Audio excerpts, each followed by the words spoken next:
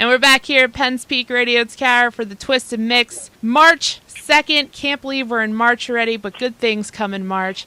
I had the pleasure of talking to a fantastic gentleman on the phone today. Good morning, Matt. Good morning. How are you? I'm doing fantastic. How are you doing? Excellent. Just woke up. that sounds good, then.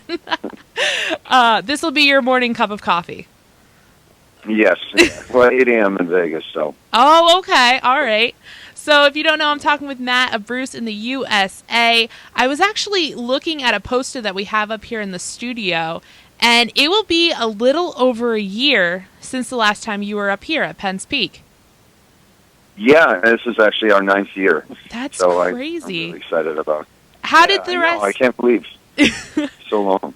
How did the rest of 2015 treat you since the time you've been away? Amazing. We've a lot's happened since last year. A few new band members, a different lineup, and the show's it's been touring all parts of the world, and we're selling out everywhere, which is really a great thing. That is great.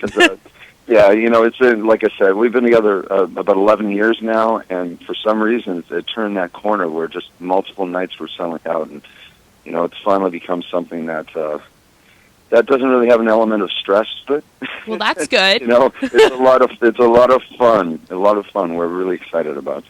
That's awesome. The future.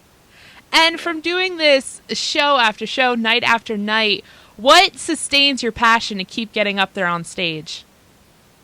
That was a huge question to ourselves. Of keeping it going for the last 10 years.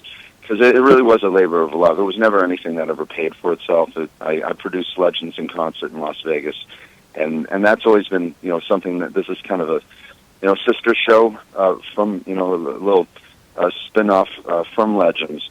Okay. And that basically Legends sort of supported for all these years, and we'd always wonder, listen, why are we doing this? And it really came down to there's something very special about this music and this demographic of people that are just, it's such a celebration. It's such a positive event. These songs are deep. There's hours and hours of it, so we can keep switching out songs and keeping it interesting.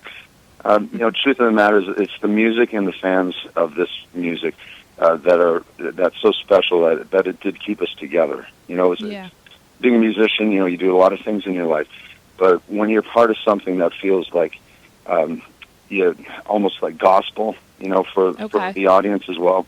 For a perfect example, we can get more than 1,000 people drunk, and going crazy. Yeah. And we never need security. It's one of those things. Everybody's high-fiving and happy and smiling, and it's addictive. It's a really great thing to be, hosting parties like that. And I think that's a testament to you for being up there, the face of it, and to have that type of atmosphere. So congratulations. Oh, thank you. And it is a very lighthearted act. Mm-hmm. It's performance art. It's not. It wasn't born from a fan a perspective. It was completely an acting gig in Las Vegas. Oh, okay. With Legends. So because of that, we're very proud of the idea that we can make people feel like they're actually seeing Bruce and the E Street Band, even for moments. Mm-hmm. Just that. It's a very special thing to be able to create. Awesome. So for that part, it's professionally fun. Yeah. If you're just tuning in, I'm talking with Matt of Bruce in the USA. They will be up here at Penn's Peak this Saturday night, March 5th. So you were saying that everything always feels like refreshing to you. You love going up. Do you tend to change up the set lists every night? Well, every time we come back into a city, we bring a different set. Okay. And, we certainly will be doing that on Saturday.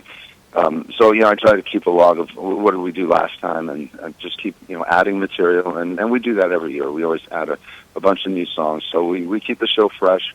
And since he's written, 500 songs. Yeah, you have very you have a number of things to count from. It's a great library, and, it keeps us inspiring. And, as musicians, it's challenging.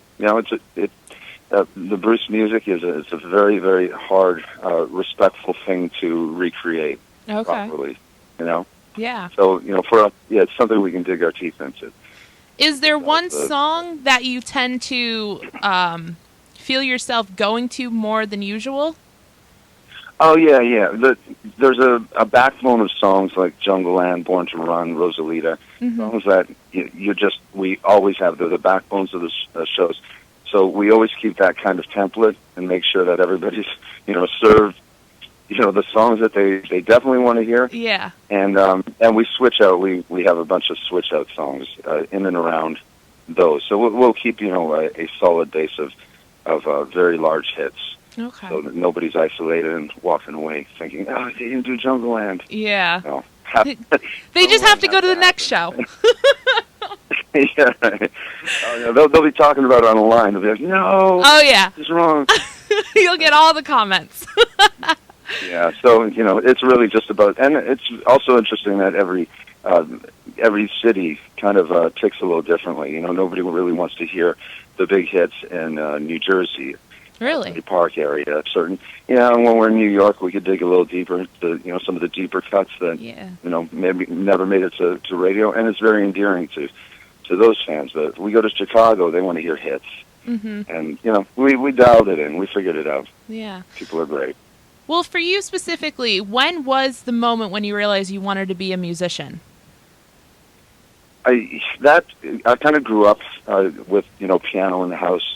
I was a drummer. I studied drums, and it was just one of those things that it wasn't about wanting to be. It's just kind of you are, it's in you, and you can't really fight it. Now, making a living at it is a whole different story. That's if I had kids, I'd be like, no way, you're not want to be a musician.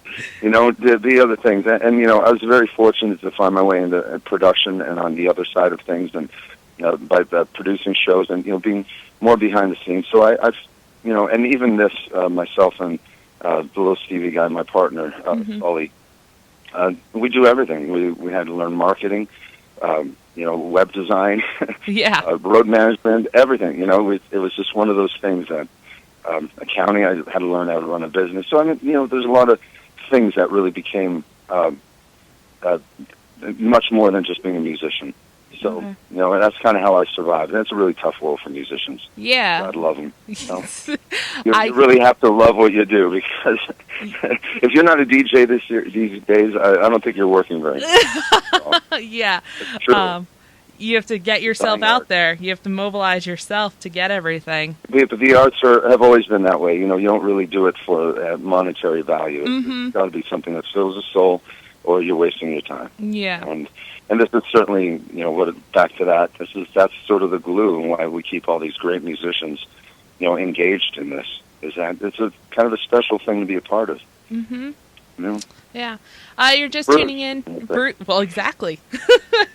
If you're just tuning in, I'm talking with Matt of Bruce in the USA. He's going to be up here for their 9th time at Penn's Peak this Saturday night, March 5th. That's crazy. What is it about this venue that makes you want to come back to it? Oh my God, Penn's Peak is one of the greatest venues in the country. Any band that's played there, I mean, from ground up, from the people that work there, from the loaders to the hospitality to everybody. It's such a class venue, and so we look forward to it. Every time we come in, we're like, okay, day in the park, Yeah. Sound man, oh my God, you have just the greatest people. Right down to the radio station. I mean, what an incredible place. These places don't exist across the country, and I can definitely tell you that. Yeah. Well, we would like to call you our home. It's like your home away from home. Yeah, I can't wait till next year to do the 10-year anniversary. That's going to be fun. That's going to be a fun show. Yeah. No, man, I can't wait. That's like monumental. So what can people expect from the show this Saturday night? Can you give a little tidbits? Anything? In a lot of ways, we've made some really good changes in our show visually. I think people are going to be really digging it. The set list obviously is going to be a little bit different, but we've got a different kind of fire this year. A lot of like all touring acts, we go through all kinds of things, sicknesses, illnesses, injuries, all kinds of things. And especially at Penn's Peak. There's been a Penn's Peak curse for me that I have a flu or oh God. Yeah, so I'm always singing like really through a cold. Yeah. Not quite feeling great, but I'm feeling great now. So well, that's good. I think this might be the. I'm trying to break the curse. We're gonna break it. Not that anybody would know, but it's just me personally. I can't wait till they're healthy. Well, then maybe that's what makes it so memorable. Every time we're like, God, just can't get over it. Well, you know how the best things have to be ruined somehow. Of course. But hey, you remember them no matter what. Hard to forget 1,000 people. Yeah. Matt, how can they find you? Website, social media? We're like the name of the band's BruceInTheUSA.com, and we're also on Facebook. So if anybody's on Facebook, please click like. That would be great, and it'll definitely help us. Reach out to you next time we're in town. Awesome. Matt, thank you so much for chatting with me today. We're so excited to see you this Saturday night. It's going to be a great time.